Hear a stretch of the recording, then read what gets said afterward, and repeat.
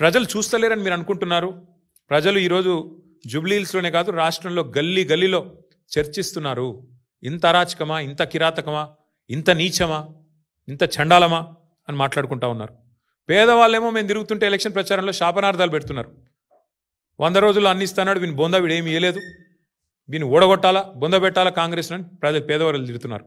చదువుకున్న వాళ్ళు గీ రౌడీగాళ్ళక మేము అవకాశం ఇచ్చింది, పారిశ్రామికవేత్తలకు తుపాకులు పెట్టేటోళ్ళు, మొత్తం రౌడీ ముక్కలు వేసుకొని ఊరేగింపులు తీసేటోళ్ళు, వీళ్ళ కోటేస్తామా అని చదువుకున్న వాళ్ళు చెప్తా ఉన్నారు. 420 హామీలు గంగలో పోయినాయి, 6 గ్యారంటీలు గోదావరిలో కలిసిపోయినాయి, పరిపాలన ఎక్కడో పోయింది, ప్రజలు ఎక్కడో పోయినారు. మొత్తం వ్యవస్థ మొత్తం అవినీతితో కుల్లిపోయి కంపు కొడతా ఉంది ఈరోజు ఈ రాష్ట్రంలో ప్రభుత్వం. మేము అగ్రికల్చర్ తీసుకొచ్చాం, తెలంగాణను అగ్రికల్చర్లో నెంబర్ 1 చేశాం, సాగునీరు అందించి కేసీఆర్ గారి నాయకత్వంలో. వీళ్ళు గన్ కల్చర్ తీసుకొచ్చారు, అగ్రికల్చర్ పోయింది, ఇప్పుడు గన్ కల్చర్ వచ్చింది తెలంగాణకి. మరి మరొక క్రైమ్కి మరొక పర్యాయ పదంగా తెలంగాణను మార్చే ప్రయత్నం చేస్తున్నట్టున్నారు రేవంత్ రెడ్డి గారు.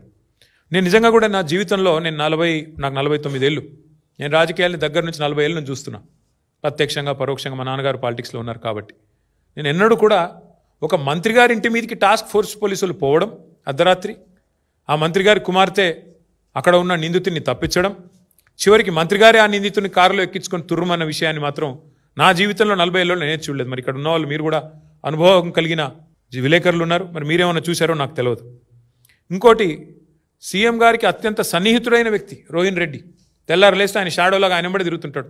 సినిమా ఇండస్ట్రీ ఆయనే చూస్తాడట, మొత్తం సినిమా మంత్రి అట ఆయన పరోక్షంగా.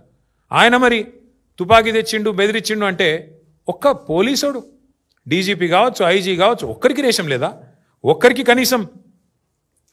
కనీసం ఇది పట్టనట్టే ఉంటున్నారు. ఒక్కరికి కూడా కనీసం ఈ విషయంలో బాధ అనిపించట్లేదా? మేము మొత్తం పోలీస్ శాఖను అనట్లేదు, అందులో కూడా చాలామంది నిజాయితీ గల అధికారులు ఉన్నారు, మంచి వాళ్ళు ఉన్నారు, వాళ్ళకి నేను అప్పీల్ చేస్తూ ఉన్నా, వీళ్ళ అరాచకాలకు మీరు బలి కావద్దు. నేను మొత్తం ప్రభుత్వ అధికారులు అనట్లేదు, మొత్తం ఐఏఎస్లను ఐపీఎస్లు అనట్లేదు. 99% మంచోళ్ళే ఉన్నారు, 1-2% ఉంటారు.